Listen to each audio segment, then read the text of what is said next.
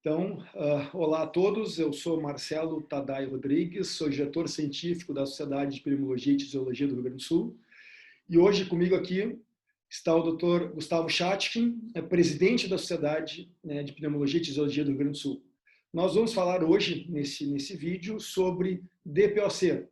Queremos agradecer o apoio, a parceria da Glenmark com a nossa sociedade, e vamos então, Gustavo, falar um pouquinho agora nesses próximos minutos sobre DPOC. Sabe que DPOC é a terceira causa de morte atualmente no mundo.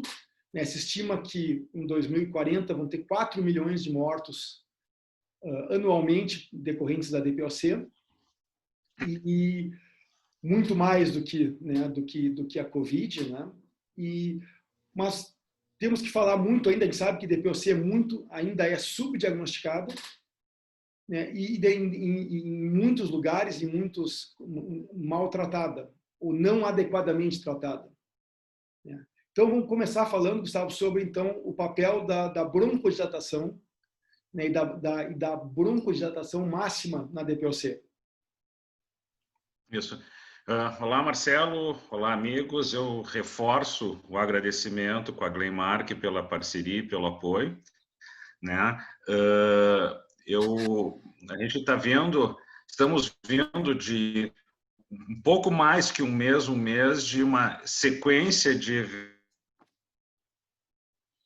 eventos, o evento nosso da Sociedade de Pneumologia e Tisiologia do Rio Grande do Sul, e agora, ontem, o fim do evento da Sociedade Brasileira, em que a gente discutiu que DPOC sempre é um dos principais tópicos em que a gente comenta e que a gente conversa, importante a gente manter esse tipo de conversa, até para a gente alinhar algumas coisas, Com certeza, a DPOC, como tu citaste, está entre as principais causas de morbimortalidade do mundo, De internações prolongadas, exacerbação, com morte, com dependência depois de oxigênio a longo prazo.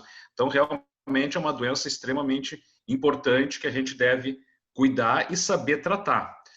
E desde muito pequenininho, desde a nossa formação médica e nossa formação de residentes, o broncodilatador é a terapia de escolha da DPOC, É o broncodilatador que tem, desde muito cedo, que a gente sabe, Marcelo, que melhora os sintomas, melhora a sensação do paciente, melhora a qualidade de vida do paciente.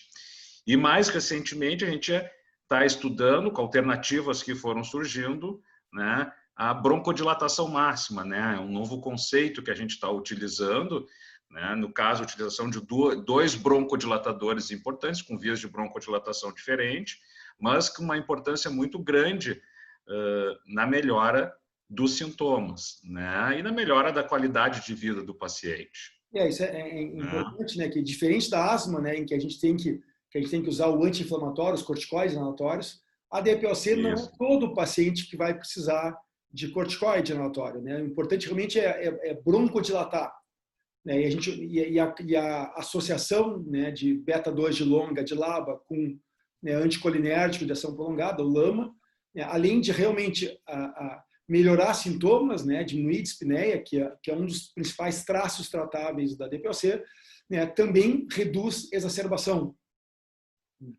Exato, exatamente. E tu tocaste muito bem, Porque muitos pacientes nos procuram em consultório, simplesmente pacientes DPOC, usando apenas um broncodilatador com o uso do corticoide inalatório. Não que o corticoide inalatório não vai ter espaço no paciente DPOC, ele tem um espaço, só que ele está sendo utilizado muitas vezes de forma equivocada. Então, uma das primeiras missões nossas como pneumologista e lições da nossa conversa é a indicação adequada da broncodilatação máxima e reservar o corticoide inalatório para pacientes que realmente precisam do corticoide inalatório. Seguir corretamente os passos do tratamento da DPOC, né? E com certeza os traços tratáveis, né, tanto a dispneia quanto a exacerbação, que são aquilo que muda a vida do paciente, aquilo que muda a jornada do paciente ao longo da vida. Então, a gente tratar a dispneia, melhorar a dispneia e, consequentemente, diminuir ou evitar a exacerbação é o que faz a diferença para o nosso paciente. Aquela coisa, a primeira coisa, né, é o diagnóstico correto, né, identificar o paciente, né, o diagnóstico, e a partir daí a gente vai trabalhar na personalização, né, na individualização do tratamento.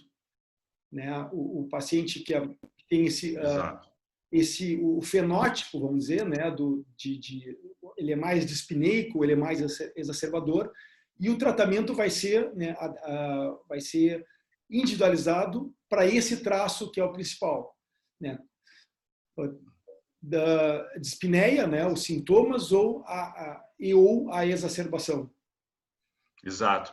Acho que tu falou algo também importante, né? É o saber fazer o diagnóstico da DPOC, né? Por incrível que pareça, a gente precisa sempre, toda vez que for tratar DPOC ou tratar asma, né? Nós vamos ter casos de asma e DPOC muitas vezes. A gente precisa saber fazer o diagnóstico. Nossos pacientes hoje em dia, né, precisam ter uma espirometria bem feita, precisa ser analisada a espirometria, né?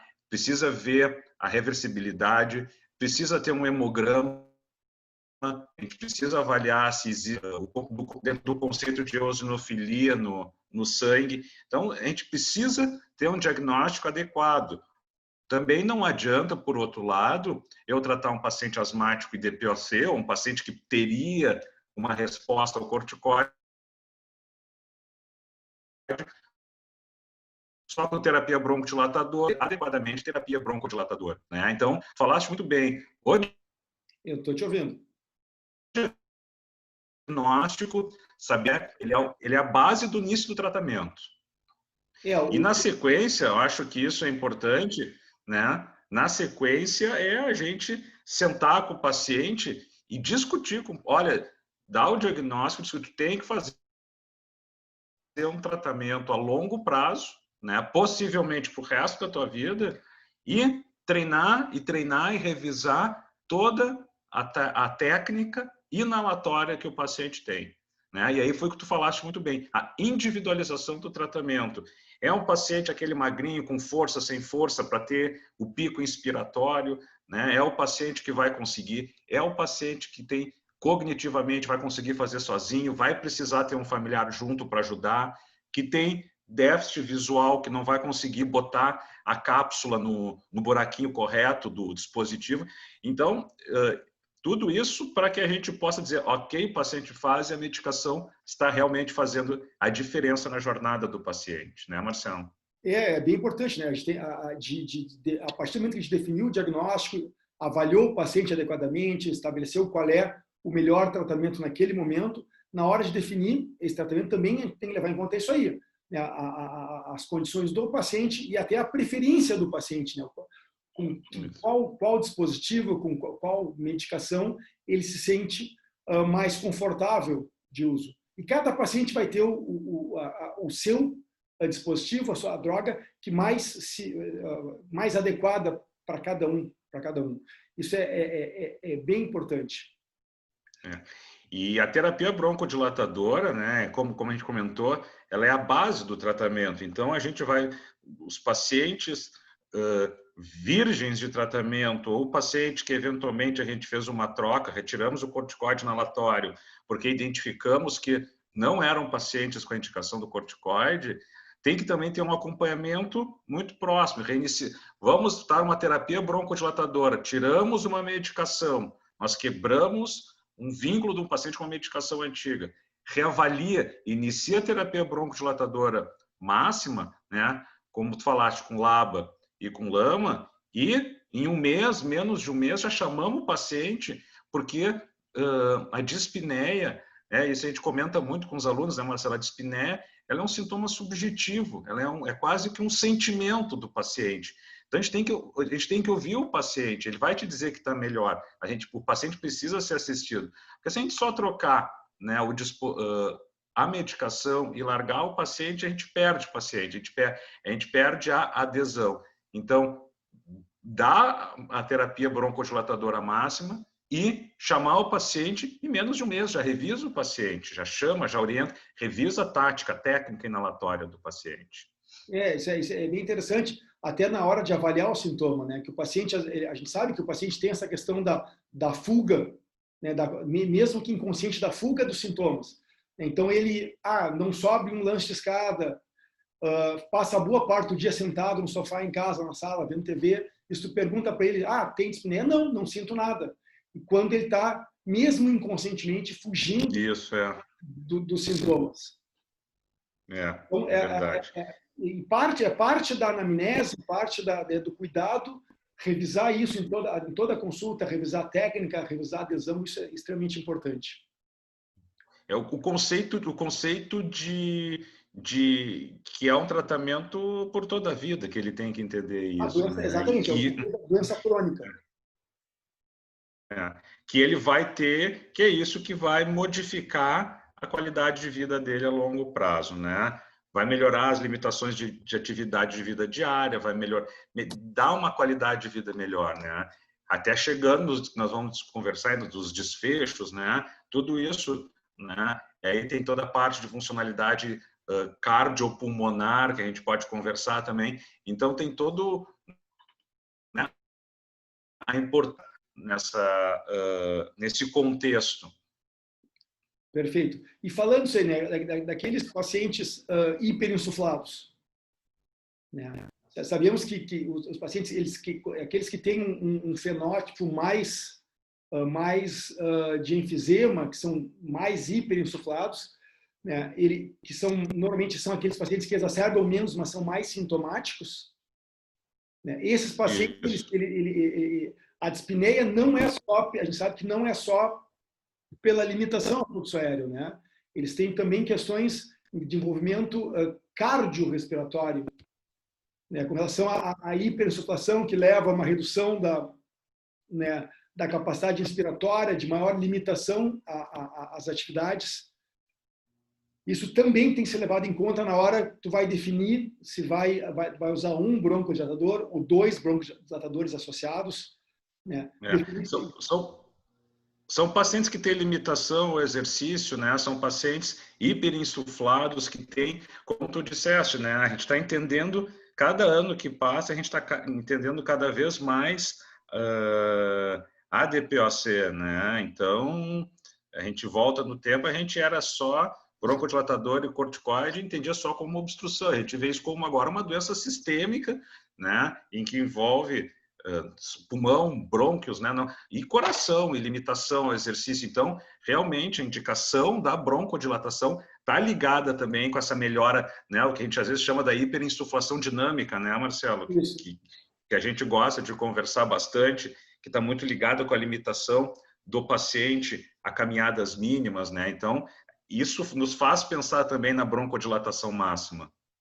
Isso e lembrar que nem toda a dispneia no paciente por DPOC é por causa do pulmão, né? Não é por causa da limitação. Então, eles fazem, esses pacientes que são muito hiperinsuflados, né?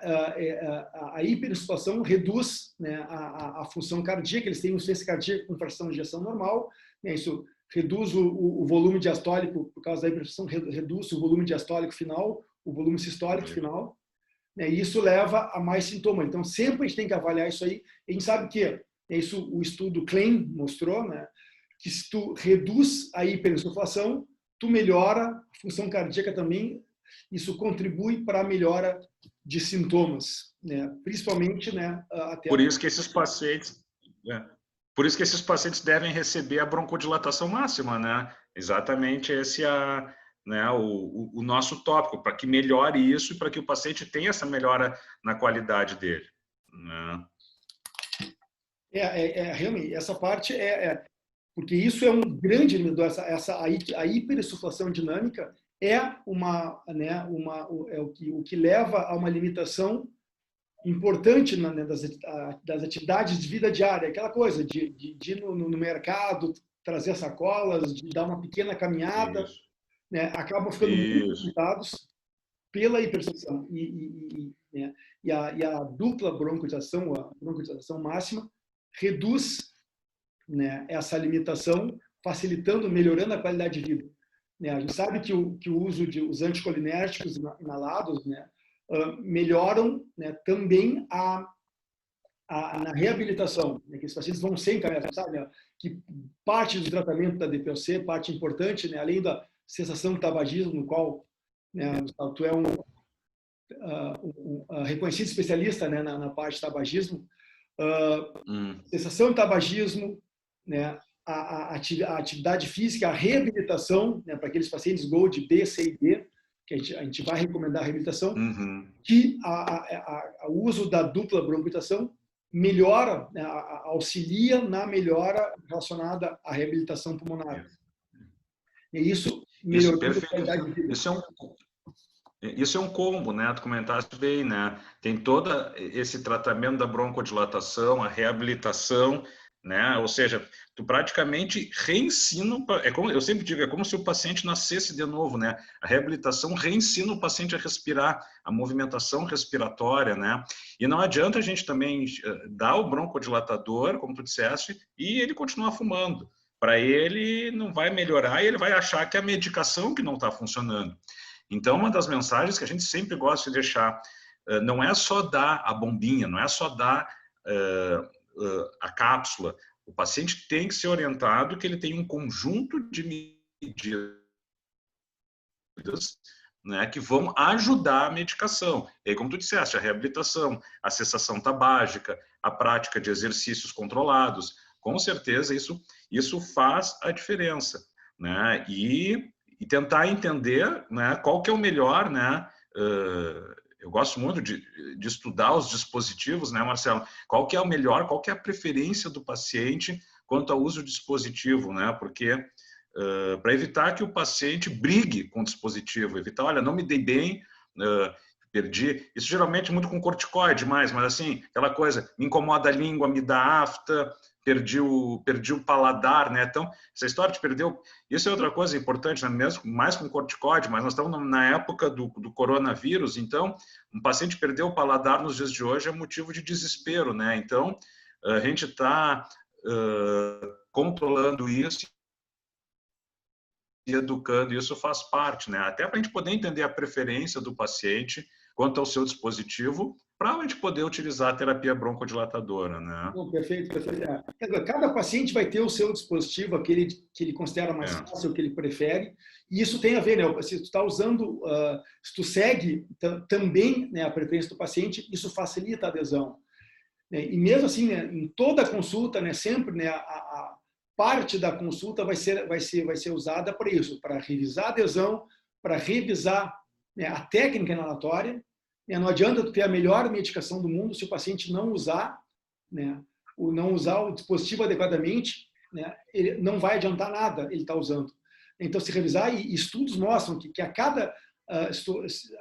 cada consulta, né, se tu revisar em cada consulta, isso vai melhorando o grau, né, de acerto no uso, né? E nós temos aqueles dispositivos que são mais simples, outros são menos simples, mas se o paciente está confiante, se o paciente é treinado e é retreinado e é estimulado a cada consulta, melhora a satisfação dele com o dispositivo, com o tratamento, e melhora a efetividade do tratamento. Isso é extremamente importante.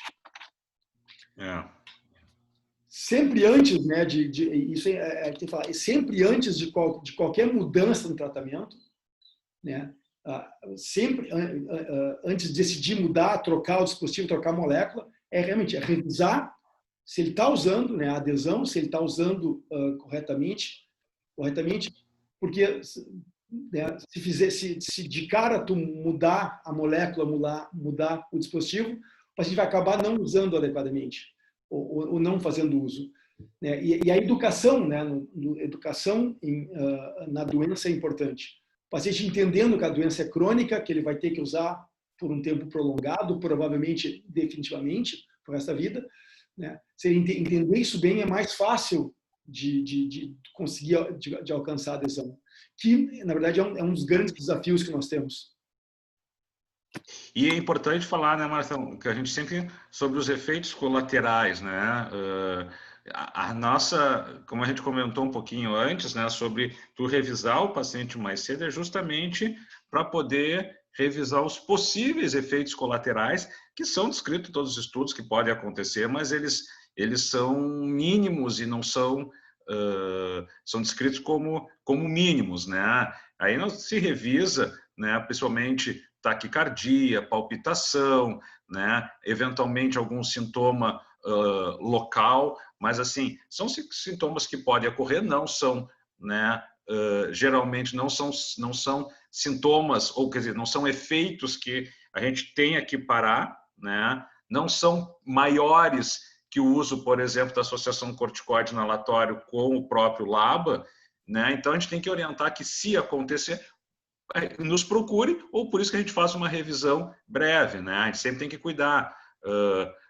Alteração de potássio, coisas assim que podem acontecer, principalmente em pacientes que já usam diuréticos, já usam outras medicações. Cãibras, às vezes, é uma queixa também. Então, são efeitos colaterais que podem ocorrer, mas que geralmente não impede o uso da medicação.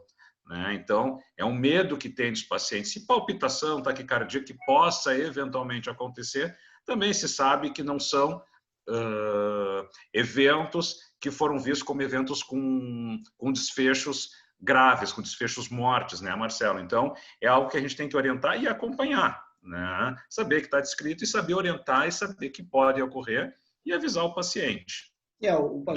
Exatamente, né? Perfeito. O paciente de DPOC é o paciente crônico, né, que nós vamos, né, cuidar ele como um todo, né, levar em conta a questão né, das comorbidades, né, tudo tem que ser levado em conta na hora do cuidado desse paciente. Né? Então, assim, na verdade, o que a gente falou até aqui, né, Gustavo, então, o diagnóstico, né, tem que fazer o diagnóstico adequado, né, na avaliação, né, desse paciente tem que ser feita cuidadosamente, avaliação de função pulmonar, sintomas, exacerbações, né, a base do tratamento, né, da DPOC, né, como tu falaste, como a gente falou, são os broncodilatadores, né, quando usado, né, e inalatórios, evidentemente, o tratamento, a base do tratamento é inalatório, né, o paciente tem que respirar a medicação, a dupla broncodilatação, né, é importante porque melhora a qualidade de vida, melhora sintomas, reduz exacerbações,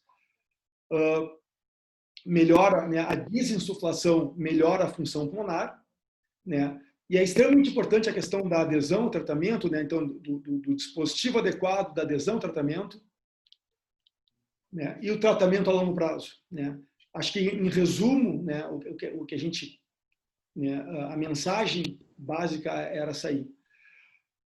Exato. Gustavo, então queria agradecer, né, a tua participação, a tua presença aí, né, presidente da Sociedade de Pneumologia do Sul, e gostaríamos de agradecer, né, a Glenmark pelo apoio, pela parceria com a sociedade, e deixo contigo então para encerrar essa nossa fala, Gustavo. Ok. Obrigado, Marcelo. Acho que tu resumiste bem o nosso objetivo da nossa aula sobre a DPOC.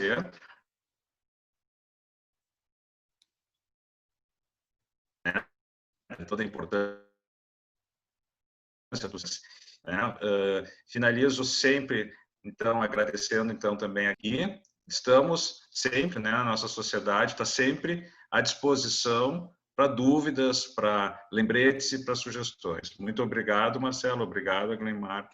Até logo. Tchau, obrigado.